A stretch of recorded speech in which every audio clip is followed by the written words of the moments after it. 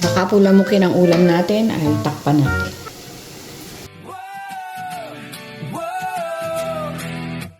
Halina't sumama, tara na, kwento na. So, ayun nga po mga kuratsa. Nagsosolo na naman ako sa aking day off. Pumasok si Don P. So, day off natin. Naghahanap tayo ng gagawin. Nakapag-general cleaning na tayo. At pag tinatamad na kayo at hindi nyo na kaya magluto, ito ang solusyon. Delata.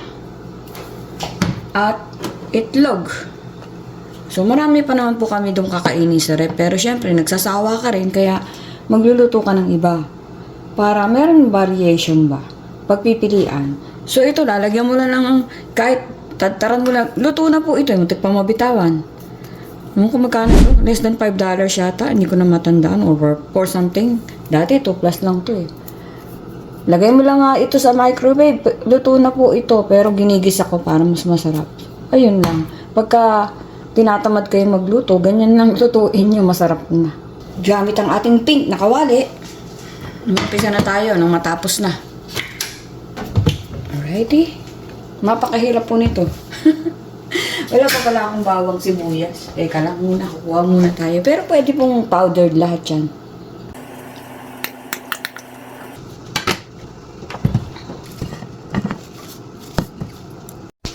So, ayan po. Mahilig po si Don P sa itlog. Ako pa isa-isa lang siya. Gusto niya palagi itlog. So, pag luluto natin siya ng itlog. At hindi pa mainit. Buti na lang ay naubusan na kami ng mantika. Yan po ay olive oil. Pan-deep fry ko olive oil. Sosyal!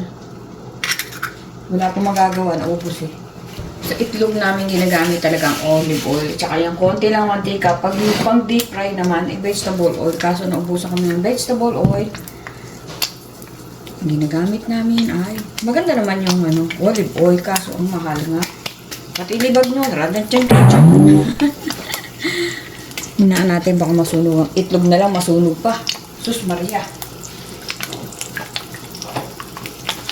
Gusto niya ay hilaw. Ako naman gusto ko ay tostado ang itlog ko. Tostado ang itlog ko. Kayo po, anong gusto niyo sa itlog niyo? Bukod sa kamote. Look. Bastos ka, kuratsa. Hindi naman. Masyado. Ayan. Ito daw, non-stick pero dumidikit siya, oh. Naglululok yung non-stick ba yan? Stick na. Madudurog na naman ito. Itlog na lang, hindi ko pa ma-perfect. Joink! Kaya may tunog. Joink! Oh my God. Tumatalamsik. Hindi po natin siya tutustahin dahil ayaw ni Don P ng tostado. Dito tayo sa kabila para mabilis. Takuan may gagawin. Marami po ang ginagawa sabay-sabay. Diba? Ang oras ay mahalaga. Yan. Dito sa kabila, ito po. Tutustahin ko yan, akin yan. Huwag yung kukunin yan, ha. Sa akin yan. Huwag natin lang. Sena. Huwag natin makalimutan. Ay, naku, natusta na yung kay Don P. Wait lang. Lagay na natin dito. Ay, wait lang. Welcome to station in the nation. Yan, gusto nyo ganyan lang. Malasasyo siya. Malasado po. O diba, may instruction ko vlog. Ito naman yung akin. Gustohin natin. Ito po yung mabilis ang luto. May gulay pa kami dyan. Pero, iba-iba man lang ba. May lumpia pa nga eh. Niluto ka po, hindi naubos. Ang dami kasi sabay-sabay. Pero di po ba nakakasawa pa palagi nyo? Kaya iniiba-iba. Hindi ako magsawa eh.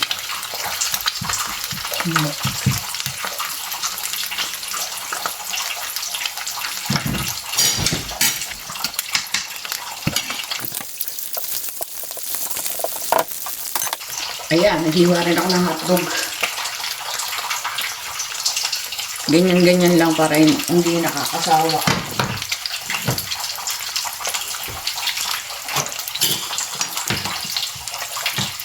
Filipino hotdog po ito. Ayoko ng imported. Ano po naririnig ninyo? Nag-iipon ako ng tubig sa lababo. Kasi po, inaayos nila ang aming gripo. Okay naman po, ang problema lang ay sa shower. Wala pong hot water. So, ginawa po nila. Ngayon po ay may development naman. Wala pa rin po kaming hot water sa shower.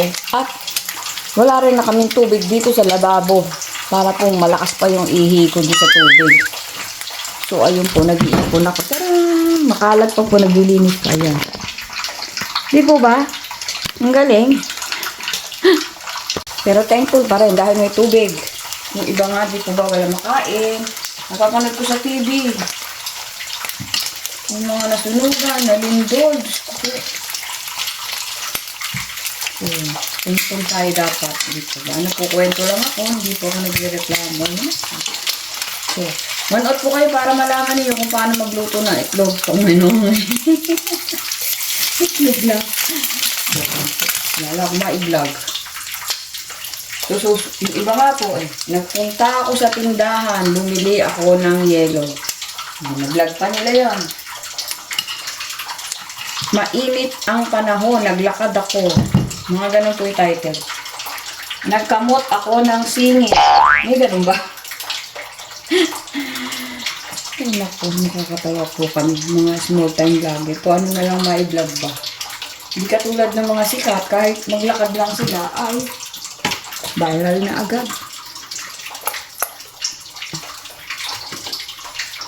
At kasi na natin rin at gawa tayo ng iba.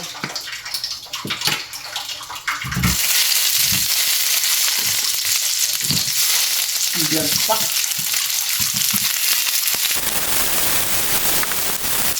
Ano to yung cheese dog? Kakalat yung cheese niya. Yan naman, cheese ako nakikita. Try. Minute. Perfect. Nagluto ako ng hotdog. Dinalatan ko ang santol.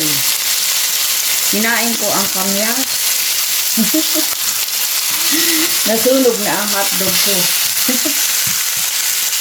Lagot ako. Ayaw nga ng sunog eh. Ako susunugin ko sa akin. Kasi na natin yung kay Donty.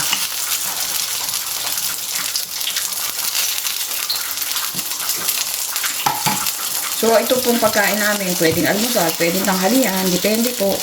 Wala naman kaming ate ni Donty. Kahit anong oras yan pwede. Basta nagutom. Ate ka pa ba? Hindi ba nga wala makain? So, nasunog na po siya. Di po. Tayo na natin. Hindi pa kasi naluluto yung loob eh. Naluluto yung loob. Nasunog na nga eh. Kainis. Gusto ko luto. I-deep-fry ko po. Hindi ako matatahimik.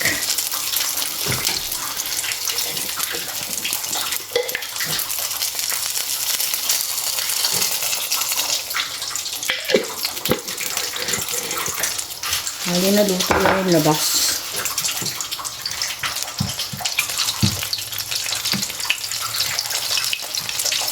Yan, ngayon pa lang siya maluluto sa loob. Pero luto naman na ito hotdog. Sinunog ko talaga eh. Yan, ngayon pa lang maluluto yung loob.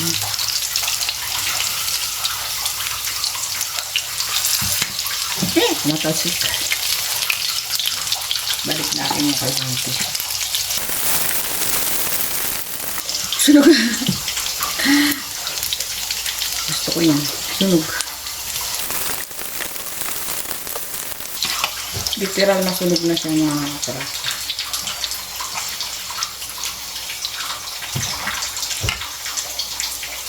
Ayaw mo kasing gumamit ng tong.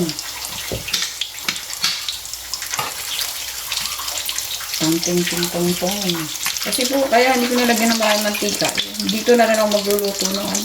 Aalisin ko pa ngayon itong mantika.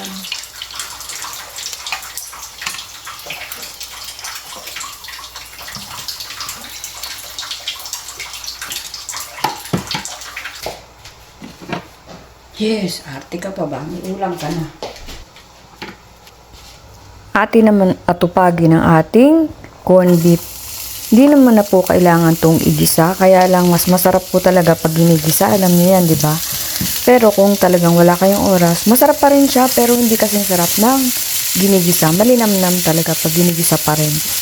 Ang totoo niyang pwede niyong i-microwave lang to. At ready to eat po ito. Ito yung mga to-go na po dito sa Amerika. Kasi nga ay mabilis ang oras sa abroad dahil may work and everything. So ito po kumakain ako pero nagko-concentrate ako. Hindi ko iniisip na corned beef siya. Iniisip ko patatas lang siya. Pero pag naiisip ko po parang gustong lumabas tong kinain ko. Wah! Instant ulam. Talagang mas matagal pa yung preparation kaysa sa pagkain. Pagkain, sandali lang. Tapos.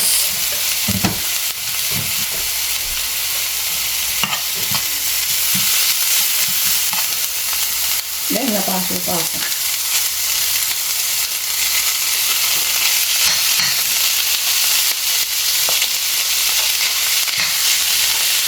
Kaya kung gusto po ito maraming patatas.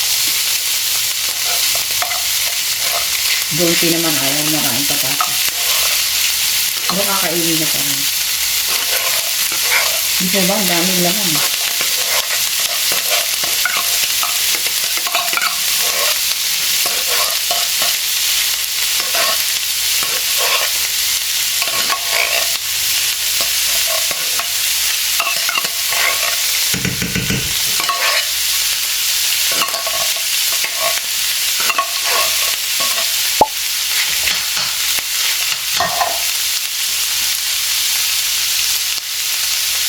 Instant.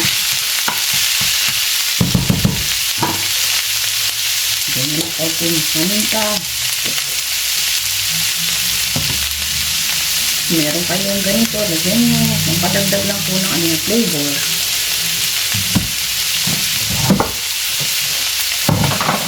Ito nilalagyan ko palagi. Pangbihon to eh. Flavor lang po ba? Kaunti.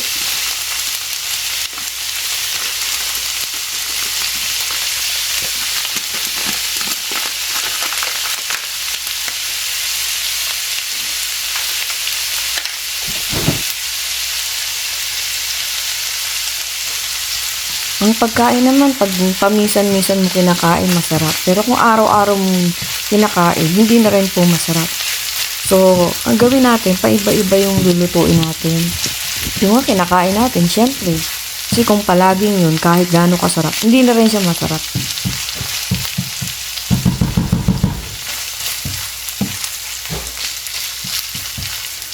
Oh, yeah. Pwede mo na kainin ng ganyan yan eh. Okay. Lapangan na.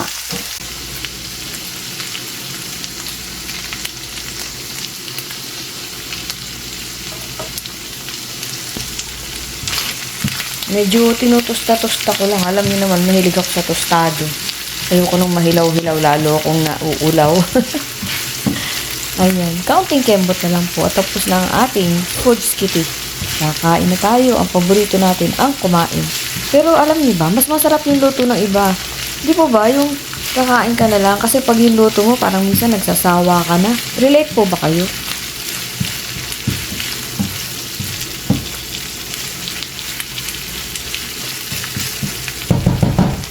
Presto. So, ayan. Okay na yan. Pwede na yan. Aarte pa po ba tayo? Salamat po sa inyong panonood sa aking walang kakwenta-kwentang vlog. Joke lang po. Thank you po. God bless us all. Ingat po tayo lahat. Hindi pa po tapos. Baka po lamukin ang ulam natin ay takpan natin.